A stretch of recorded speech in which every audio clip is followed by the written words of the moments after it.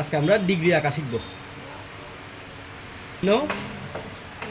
ডিগ্রির কোণ, বিভিন্ন ডিগ্রির কোণ আঁকা শিখব, যেটা পরীক্ষায় 2 নম্বরের জন্য আসবে মাস্ট।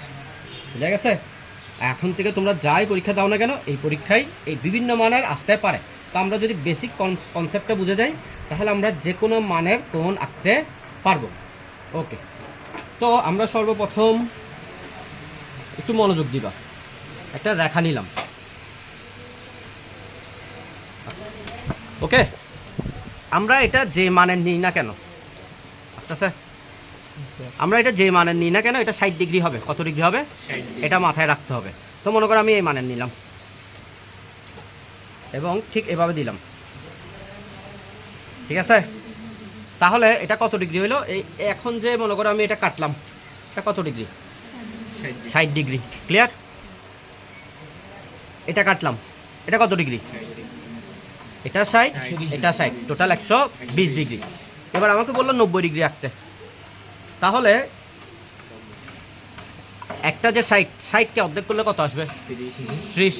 ঠিক আছে, তার মানে আমি যদি 60 ডিগ্রির সাথে আরো 30 ডিগ্রি অ্যাড করি তাহলে কত হবে? 90।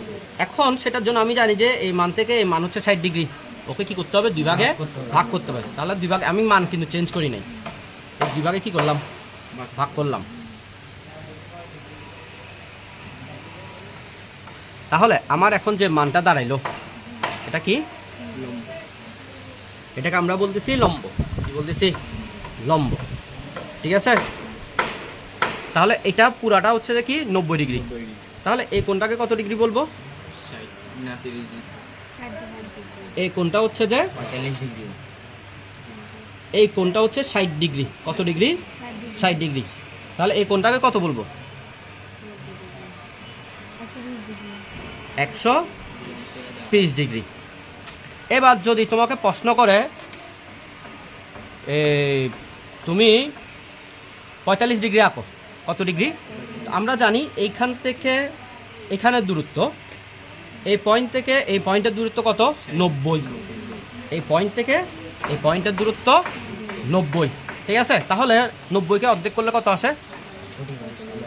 45। কত? 45। তাহলে খুব সহজে 45 করতে পারবো। তাহলে আসো 45। এই যে এই পার্থক্যটা নিলাম, তাহলে কোনটাকে কি করতেছি? 2 ভাগে ভাগ করতেছি। তাহলে এখন কোনটা কত ডিগ্রি হইল? 45 ডিগ্রি। ঠিক আছে।